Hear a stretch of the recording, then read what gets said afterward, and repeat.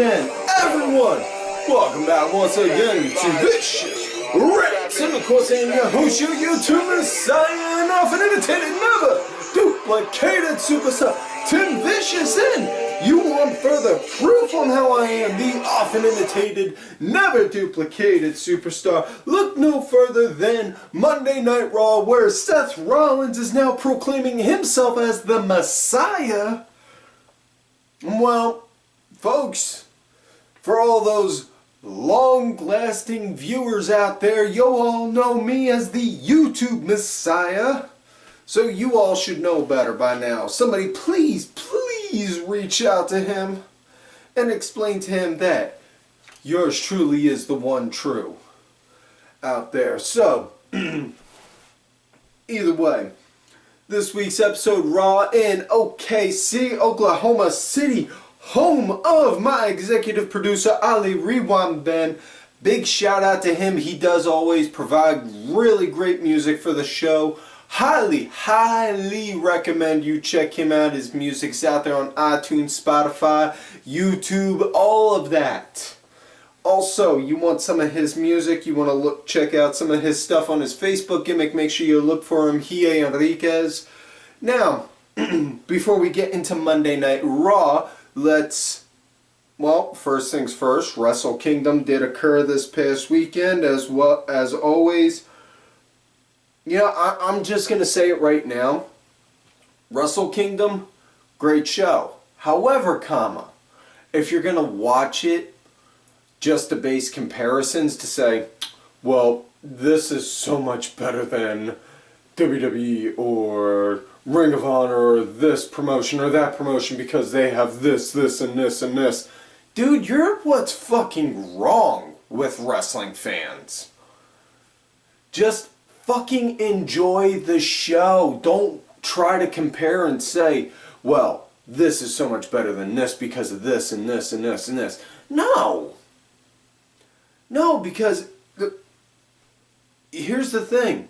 The Japanese fan base treats wrestling way different than the American fan base, which is way different than the German, than the Mexican, than the Canadian, than all over the fucking world. They treat wrestling different everywhere. So, stop. To those guys out there that do that every damn time, just stop. If you can't watch a show, I don't care if it's WWE, AEW, New Japan, MLW, fucking Combat Zone, Evolve, whatever, and you feel the need to go and compare that one promotion to the one you always use as your go-to for a punching bag to go and beat on, then just fuck off. Seriously. You don't like it, say something down below, tell me on why I'm wrong, and I'll gladly listen. And if you give me and if you put it in a well-educated manner, I'll be more than happy to listen and or debate on it. But you want to just go down there and say, oh, I'm a fucking idiot? Well, too bad. Guess what? I've been getting told that my entire life. Mostly by my school teachers. So, ain't no new shit to me. Now that I'm done with that, let's switch gears. Go into last week with the SmackDown Rewind. Highlights from last week's SmackDown. First SmackDown of 2020. Three big returns. We got the return of big old Jimmy. Sheamus himself came on back. Now, for those wondering why I always say Jimmy, for those who may not be aware, Sheamus is Gaelic for James. So, yes. And if you didn't know that, now you could say you learned something from the show.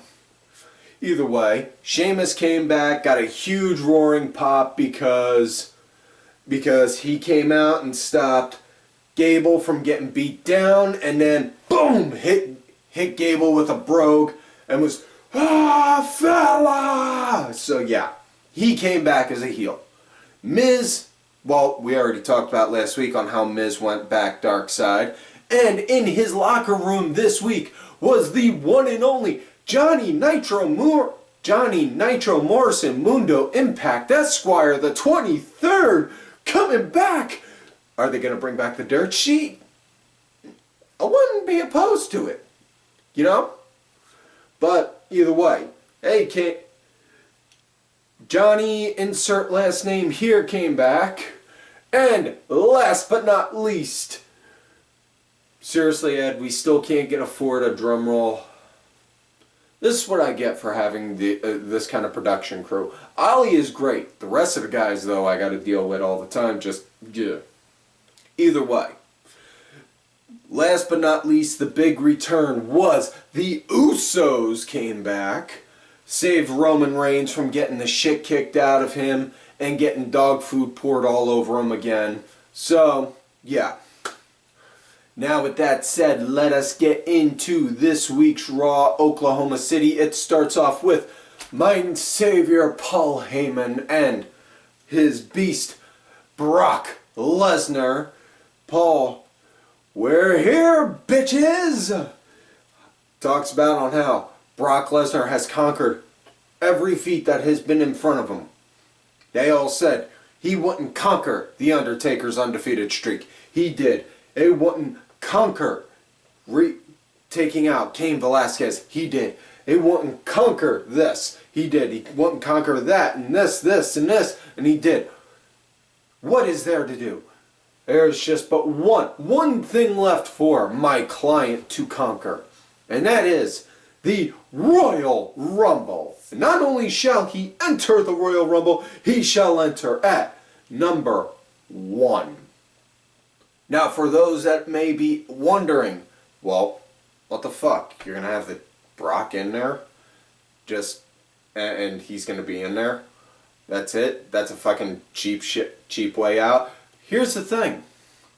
You go back in ancient history, and I say ancient history with sarcasm, but you go back in history, when Hogan was champ, he was still in the Rumble. So it is viable to have the champion in the Royal Rumble. It's just something that, it's like an old rule that 99.9% of everyone forgets. So that's what it is. And you think about it, it works out because, you know, while some people are speculating we're going to have Lesnar, Vasquez 2 at Mania, or we're going to have, you know, or whatever going on. This is a prime opportunity because you got Brock in there at number 1. Now, you're obviously going to have Seth. You're obviously going to have Roman. You're going to have other guys in there too. Think about this.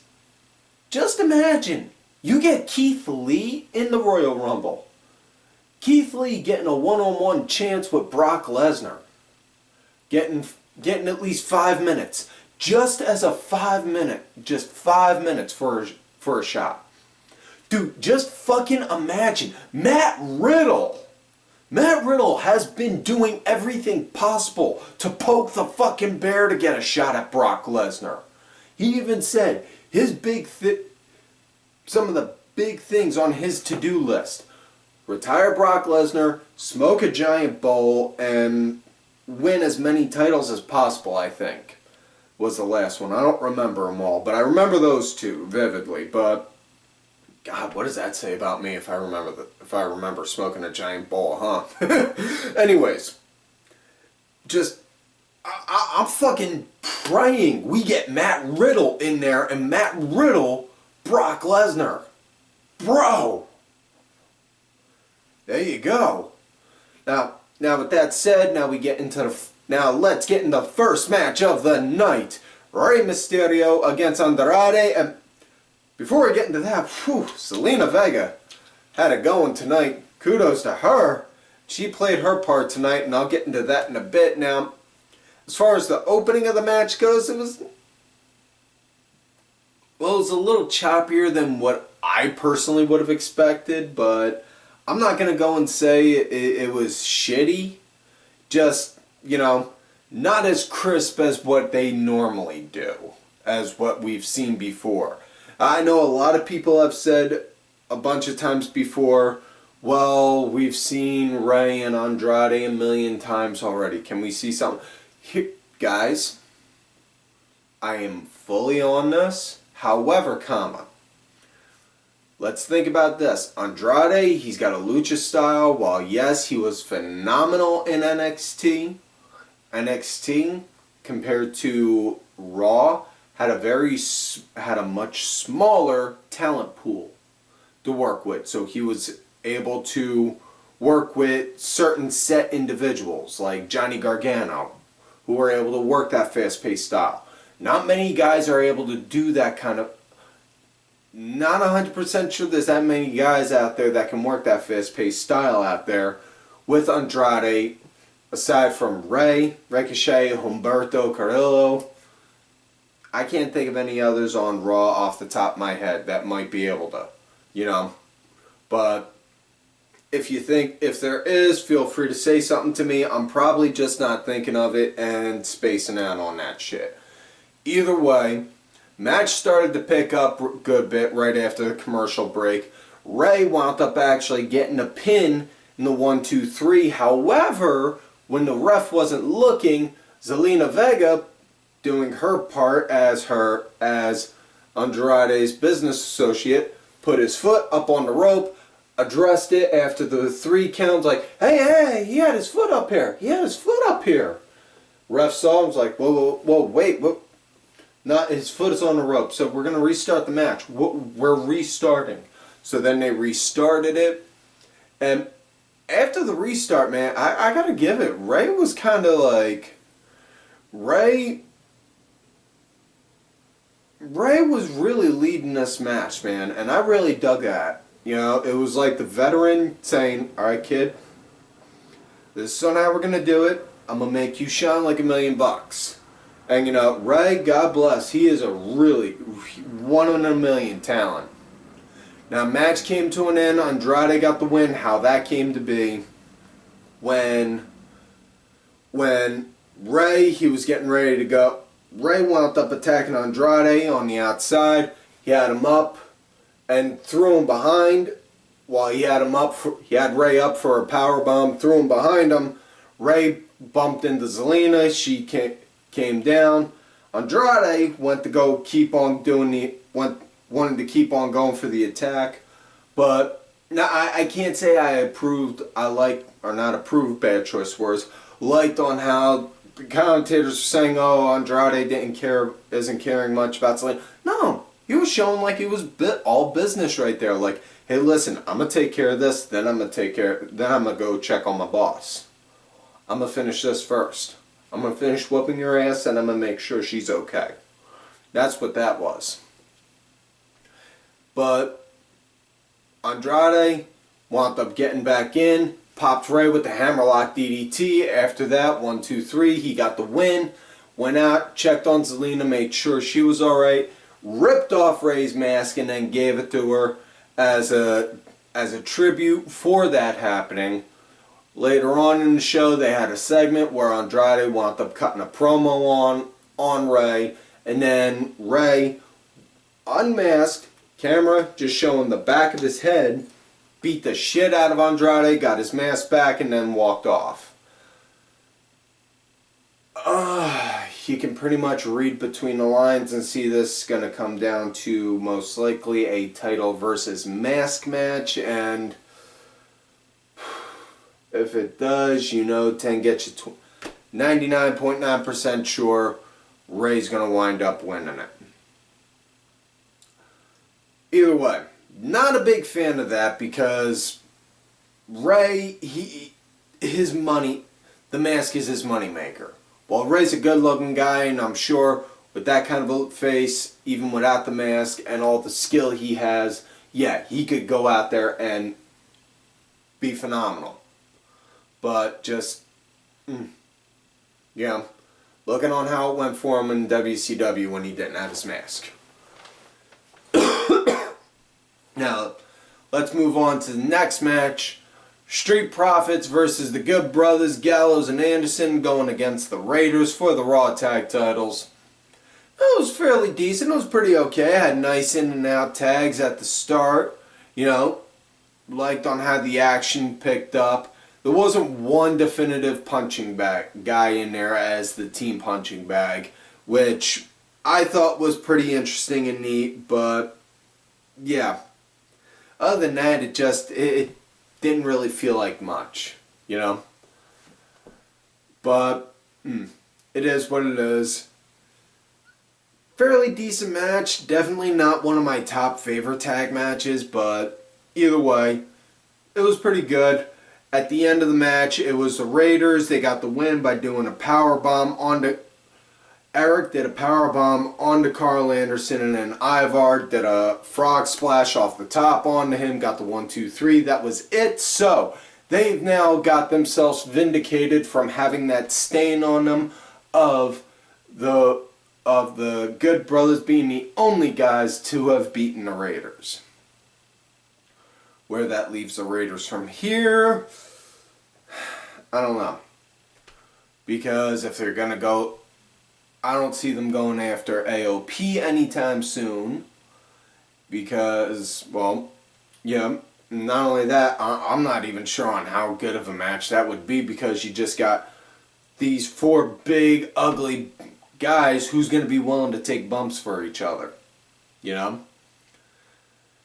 Now, either way, next matchup, we got Erick Rowan going against a local jobber. He beat the shit out of him, but what was different about this one was he actually showed him what was in the cage.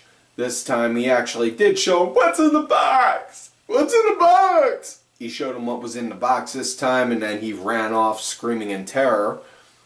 Lord knows what's in there. I'm thinking it's like one of those little furry things like from Dark Crystal that just did. That's what I'm thinking it is. Next up, we got another squash match. And now, I'm not normally a fan of squash match after squash match after squash match, but this one was back to back, and this one actually told a story. So I was okay with it. I accepted it. It was good. AJ Styles against Akira Tozawa. Styles beat Tozawa. It was one-sided from start to finish.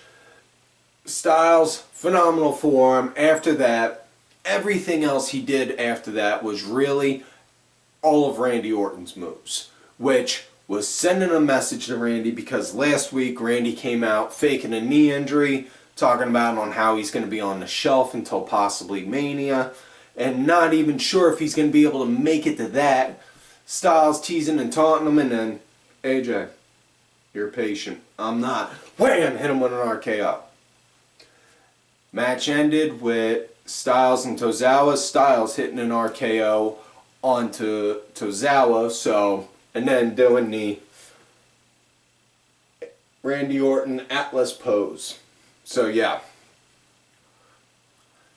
Next up we got, so next match, I can't even say it was technically a match. It was supposed to be Charlotte going against Sarah Logan, but Sarah Logan, right before the bell even rang, proceeded to beat the shit out of Charlotte, and then stomped a mud hole in her robe. Charlotte then just came out, all out, beat the shit out of her. And I gotta say, even though Charlotte walked off from this fight, was the one that walked off from the fight, I think Sarah Logan got the better end of the fight, because she showed she could fucking beat the shit out of you. You know, she was, you know, and I don't mean like in a fight, in like a fist fight, like going like that. No, I mean like, no, dude, she could really go, man. Don't fuck with her. And for those who may not be aware of Sarah Logan's full credentials, pause this, then look up Crazy Mary Dobson from the Indies. After you're done, then come back to here. Now that you're back, let's get back to it. Next up, it was Jose against Drew McIntyre, and McIntyre killed No Way Jose and the entire Rosebuds, the conga line. And yeah. Next up after that, we got Shelton Benjamin against Aleister Black. And kind of want to say this was something like a squash, but it really wasn't, because it was more so an actual lengthy match, not just straight up powering over them the whole time. But Black was leading the entire time. At the end, Black caught him. Black mass, 1, 2, 3. After that, Buddy Murphy came out, beat the shit out of Aleister Black, and then just sat there up on top of the security post with his legs crossed over, looking over. So, and next week we're getting Black versus Murphy, round 3. Yeah, this is going to be good. So now we come to main event of the night. AOP and Seth Rollins going against Kevin Owens, Samoa Joe, and a mystery partner. Who could they have picked to help them with this with these tyrants? Who could be big enough to show that they cannot stand a chance? The Big Show. While it was cool to see Big Show come out and he got a nice pop and all that, just like, really? Show? You know, honestly, I would have liked to see it, I don't know, anyone. You know, just, I didn't think that. Big Show, just, nah. I mean, I'm pretty sure this is like the 9,842nd time he's officially come out as a babyface, but either way, started out AOP, they were trying to move Show, he was just held his ground like, and then did the shoulder tackle on him like, yeah, now what? You know, but, and while Show is now in tremendous, great shape, God, I wish he was in this kind of a shape back when he was in his fucking prime and when he debuted in WWE, you know? But just,